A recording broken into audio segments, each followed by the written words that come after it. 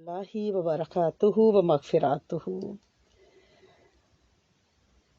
ہر سال ہم لوگ دو طرح سے اپنی تاریخوں کا حساب رکھتے ہیں۔ ڈیٹس کیلنڈر جو ہمارے ہیں وہ دو ہیں، ایک تو قمری ہے اور دوسرا شمسی ہے۔ ہماری جو تنخواہیں اور حساب کتاب اور جو بھی اسکیجول ہوتے ہیں وہ شمسی کیلنڈر سے ہوتے ہیں، لیکن قمری تاریخوں کو ہم لوگ بار بار کیوں دہراتے ہیں کہ نیا چاند آ گیا ہے، میسج نوٹ کرتے ہیں، میسج سپریڈ کرتے ہیں، نئے چاند کی دعا لوگوں کو یاد دہانی کرتے ہیں، پورا مون آ رہا ہے، فل مون یام 20 اس کی یاد دہانی کراتے ہیں، کیونکہ یہ فرض کفایہ ہے۔ اگر پورے معاشرے میں سے کسی نے بھی پوری یعنی اسٹریٹ ہے، نیبرہڈ ہے، اس میں سے کسی نے بھی قمری تاریخ کو یاد نہ رکھا تو سارے علاقے والوں کو اس فرض کفایہ چھوڑنے کا گناہ ہوگا۔ یہ معارف القرآن کی تفسیر میں لکھا ہوا ہے۔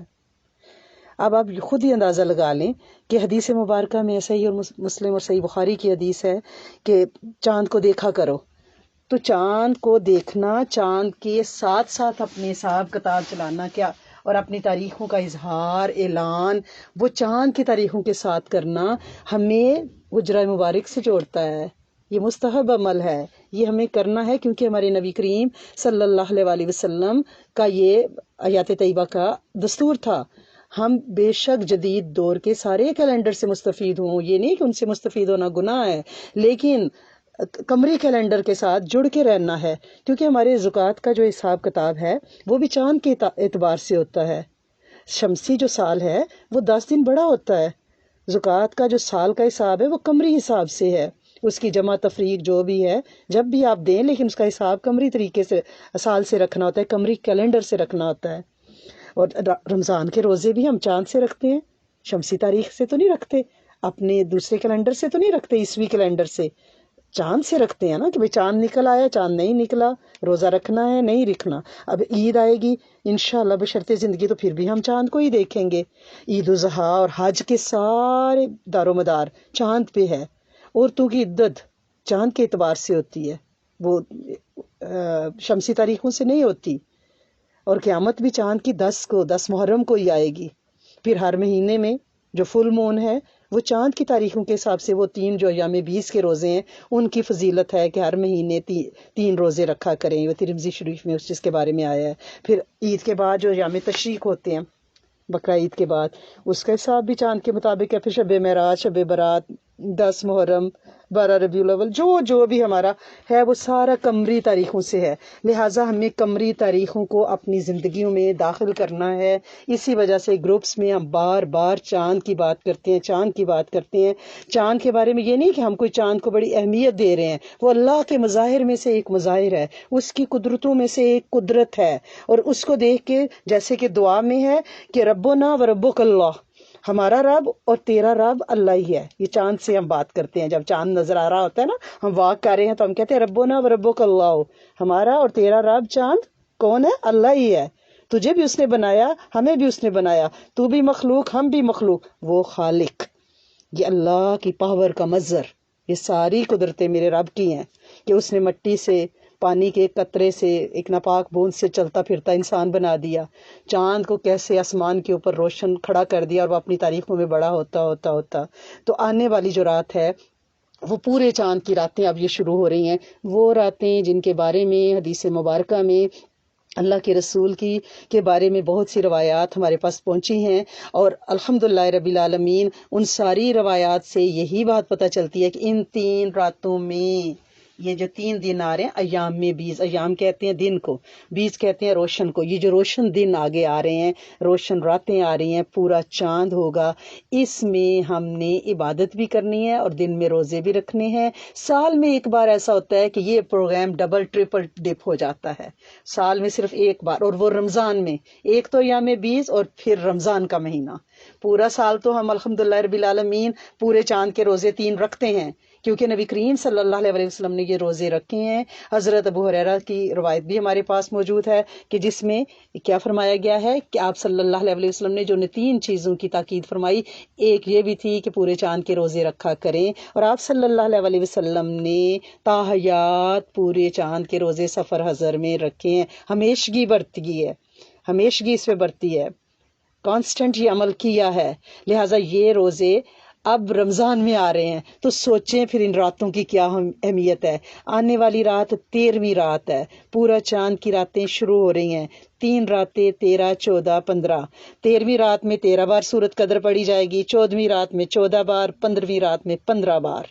ٹھیک ہے، وہ جو عمل ہم نے پہلی چاند سے شروع کیا تھا اور ایک ایک بڑھاتے آئے تھے، 15ویں رات میں اس کو ختم کر دیں گے جب پورا چاند ہو جائے گا۔ اس کے بعد چاند گھٹنا شروع ہو جاتا ہے۔ اللہ کریم اس سورت کی برکت سے، جو کہ بیماریوں کے لیے بھی شفا ہے، نورانیت کے لیے، روحانیت کے لیے، روح کی بالیدگی کے لیے ہے، گھروں کے جھگڑوں کو دور کرتی ہے، امن آشتی اور چین دیتی ہے، اس سورت کا ورد ہم نے جاری رکھا۔ تو آج آنے والی رات میں وہ 13 بار تو ہم نے کرنا ہی ہے۔ صرف یہ نہیں کہ ہم ہی اس رات کو پرووک کرتے ہیں، ہم تو اس لیے کرتے ہیں کہ آپ صلی اللہ علیہ وسلم سے ہمیں روایات ملتی ہیں۔ آپ گوروں کو دیکھ لیں، جب فل مون ہونے لگتا ہے، آپ جا کے گوگل پہ دیکھیں کیا ہوگا، پنک مون، نیا جو مون آتا ہے اس کے بارے میں انہوں نے نام دیے ہیں، ولف مون، سنو مون، فلاور مون، اسٹرابیری مون، وہ اس کو نام دیتے ہیں اور اس کے ساتھ ان کی کچھ نہ کچھ روایات منسلک ہوتی ہیں اس چاند کے بارے میں۔ اب یہ پورا چاند جب ہوتا ہے تو انہی دنوں کیوں روزے رکھوائے گئے ہیں، کیا کیا اس میں اللہ پاک کے کیا راز پوشیدہ ہیں، وہ تو اللہ ہی جانتا ہے۔ لیکن جو روایات موجود ہیں اس کے مطابق جب حضرت آدم علیہ السلام کو آسمان دنیا پہ بھیجا گیا، اس سارے واقعے کے بعد، اور آپ اور حضرت بی بی حوا اس دنیا پہ تشریف لائے، تو آپ کو روایات میں آتا ہے کہ ملایا بھی ان راتوں میں گیا اور آپ کے چہرے کو نورانیت بھی بخشی گئی، کیونکہ انہی راتوں میں، کیونکہ جب آپ آسمان دنیا پہ یہ خوبصورت جوڑا، یہ شاہی جوڑا زمین پہ تشریف لایا تو ان کے رنگ سیاہی مائل تھے، تو فرشتوں نے ندا کی، دعائیں مانگی، اور آپ نے بھی اللہ کے حکم سے ربنا ظلمنا والی دعا مانگی، تو پھر اللہ پاک نے ان دنوں میں آپ کو روزے کا فرمایا۔ آپ نے اور بی بی حوا نے روزہ رکھا اور اللہ کریم نے آپ کو نور، روشنی اور آپ کے رنگ میں سفیدی آتی گئی۔ پہلی رات تھوڑی زیادہ آئی، پھر دوسرے روزے میں، پھر تیسرے روزے میں آپ کے چہرے، آپ کے وجود، آپ ساری وہ جو تھوڑی سی اس میں سیاہی مائل، براؤن مائل ہو گیا تھا، وہ نارمل ہو گیا اور اس میں اللہ پاک نے نور اور روشنی عطا کی۔ ان راتوں میں سائنس یہ کہتی ہے کہ سمندر کی طغیانیاں زوروں پہ ہوتی ہیں، شر بڑھتا ہے، قتل کا اضافہ ہوتا ہے، پورے مہینے میں وہ جرائم نہیں ہوتے جو ان راتوں میں ہوتے ہیں، کیونکہ شر عروج پہ ہوتا ہے۔ میرے رب نے ان راتوں میں عبادت اور ان دنوں میں روزہ رکھ کے انسانی نفس کو کنٹرول عطا فرمایا۔ یہ جو مون لائٹ اور فل مون کے سیلیبریشن ہوتی ہیں، وہاں پہ گناہ اور حدیں ٹوٹتی ہیں۔ جب بندہ روزہ رکھے گا، راتوں میں عبادت کرے گا، تو اس کا نفس اس کا مطیع ہو جائے گا۔ میرے رب کے ہر کام میں مصلحت ہے، اور نبی کریم صلی اللہ علیہ وسلم کا ہر عمل، ہر سنت، ہر وہ عمل جو آپ سے سرزد ہوا وہ اللہ کے حکم سے ہوا۔ تو لہٰذا اب ہمیں بھی ان اعمال کو کرنا ہے، اور روزہ تو ہم الحمدللہ رب العالمین ان دنوں میں رکھ رہے ہیں، رمضان کا مہینہ جو ہوا، لیکن ہم نے اپنی عبادت کو بڑھانا ہے، اپنے ذکر اور اپنی تسبیحات کو بڑھانا ہے، اور اس ڈبل ڈپ پروگرام سے مدد لینی ہے۔ بلکہ شب جمعہ میں یہ ٹرپل ڈپ ہو جائے گا، کیونکہ شب جمعہ پلس رمضان المبارک اور پلس ایام 20، تو ان راتوں کے عبادتوں کو پھیلانا بھی ہے۔ ان میں آپ ہر عبادت کر سکتے ہیں، لیکن سورۃ فاتحہ کے بارے میں خاص بزرگ فرماتے ہیں کہ سورۃ فاتحہ کیونکہ علم وحی کا نچوڑ ہے، جو کچھ عرش سے نازل ہوا ہے سارے انبیاء پہ، اس سب کا جو ایسنس ہے وہ سورۃ فاتحہ ہے۔ اس کو سورت کو اگر ورد ان راتوں میں چلتے پھرتے بھکاریوں کی طرح کیا جائے تو اللہ پاک کی رحمت سے ان 3 راتوں میں تقدیروں کے فیصلے ہو جاتے ہیں، نسلوں کے لیے اللہ پاک فیصلے فرما دیتے ہیں۔ وہ جن کے کوئی اڑے ہوئے کام ہیں، کوئی بیماری ہے، کوئی جھگڑے ہیں، کوئی دکھ ہے، کوئی تکلیف ہے، کوئی اذیتیں ہیں، یہ کوئی مشکل عمل نہیں ہے۔ رمضان کے مہینے میں ہم ویسے ہی جاگ رہے ہیں، سورۃ فاتحہ کی تکرار کریں، سورۃ فاتحہ کو چلتے پھرتے بکاریوں کی طرح، ایاک نعبد و ایاک نستعین، ایاک نعبد و ایاک نستعین، اللہ تیری عبادت کرتے ہیں، تجھی سے مدد مانگتے ہیں، میرے سونے مالک، کس کے آگے ہاتھ پھیلائیں؟ اگر کسی اور کے آگے پھیلاتے ہیں تو آپ پہ شرک لگا دیتے ہو, ہمیں مشرک ہو جاتے ہیں ہم. تیرے سوا کوئی دروازہ نہیں, تیرا کوئی وزیر نہیں, کوئی مشیر نہیں, تجھے کسی اپنی کیبنٹ سے پارلیمنٹ سے کوئی مشورہ نہیں لینا. تو میرا طاقت کل آل ٹائم پاورفل رب, تیرے سامنے ہم ہاتھ پھیلاتے ہیں, تو اپنے خزانوں میں سے ہم پہ اپنے انعامات کی بارش فرما دے, ہمارے یہ دکھ ہیں تو کر دے. چلتے پھرتے سورت فاتحہ پڑھیں اور بیکاریوں کی طرح رب سے باتیں کریں. وہ داتا, وہ مہربان, وہ کریم, وہ رحمان, وہ قادر کریم, وہ دینے پہ تیار, ہمیں مانگنے کے سلیقے طریقے کوئی نہیں. بس ان راتوں میں رب سے منوا لیں, کیونکہ سال پورا پھر انتظار کرنا پڑے گا, سال پورا اڈیکنا پڑے گا کہ ایام 20 کی راتیں تو آئیں گی, سورت فاتحہ بھی تکرار کی جائے گی, پڑھی جائے گی, مانگا جائے گا, لیکن جو اب ملے گا نا وہ شاید ہی باقی 11 مہینوں میں ملتا ہو. میرا رب رحیم ہے, لیکن یہاں اس کی رحمت کے دریا بہ رہے ہیں. اور پھر یہ ہے کہ معافی کے دن ہیں, یہ معافی کے دن ہیں, یہ مغفرت اور توبہ کے دن جا رہے ہیں. لہٰذا سب سے پہلے تو اپنے آبا کی, اپنی اور نسلوں کی توبہ مانگ لیں, امت کے جن و انس کی توبہ مانگ لیں کہ میرے رب کائنات کے خالق مالک سب کو معاف کر دے. سارے تیرے در کے بکاری, کوئی راستہ نہیں, کوئی دروازہ نہیں, کوئی در نہیں, کوئی گھر نہیں, کہاں سر رکھیں تیری چوکھٹ کے سوا, کوئی دروازہ نہیں ہے. بس تو معاف کر دے, تو معاف کر دے, تو کرم کر دے, تو عطا کر دے. تو ربی غفیر وارحم وانت خیر الراحمین پڑھیں, کوئی بھی استغفار پڑھیں, لیکن سورت فاتحہ کی تکرار کو کریں. اور ان راتوں کو جو عبادت کرتا ہے, دن میں روزے پہ ہمیشگی اختیار کرتا ہے, ایک تو وہ نبی کریم صلی اللہ علیہ وسلم کی سنت پوری کرتا ہے, لیکن اس سے ایک بڑا فائدہ اور بھی ہے. اللہ پاک چہرے کو بھی نورانیت اور وجود کو بھی نورانیت عطا فرماتے ہیں کہ جو ان سے ملتا ہے اس سے فیض ملتا ہے, کیونکہ ہر وجود میں سے ریز نکل رہی ہوتی ہیں, وائبریشنز, کوئی خاص قسم کی شعائیں نکل رہی ہوتی ہیں. یہ میرے رب کا ایک نظام ہے, وہ نورانیت, وہ روحانیت اس کی منتقل ہوتی ہے, چاہے وہ قلم کے ذریعے ہو, چاہے وہ لفظ کے ذریعے ہو, چاہے وہ تاثیر کے ذریعے ہو, چاہے وہ وجود کے ذریعے ہو. آپ کو لگتا ہے نا کچھ لوگوں سے آپ ملتے ہیں تو لگتا ہے مدتوں سے جانتے ہیں, کچھ لوگوں سے آپ اگر حق کر لیتے ہیں آپ کو لگتا ہے کہ پیس مل گیا, دکھ دور ہو گئے ہیں, بات کر لیتے ہیں آپ کو سکون, ایک طمانینت کا احساس ہوتا ہے. یہ میرا رب اس وجود میں یہ چیز رکھ دیتا ہے, کیونکہ یہ راتیں نور کی, یہ دن نور کے, اور جو اس میں نبی کی اتباع صلی اللہ علیہ وسلم کی کرے گا, میرا رب اس کے وجود میں خیریں ڈال دیتا ہے. لہٰذا اگر آپ یہ چاہتی ہیں کہ آپ کے وجود کو نورانیت ملے, روحانیت ملے, یہ کسی پارلر سے نہیں ملنی, آپ یقین کر لیں.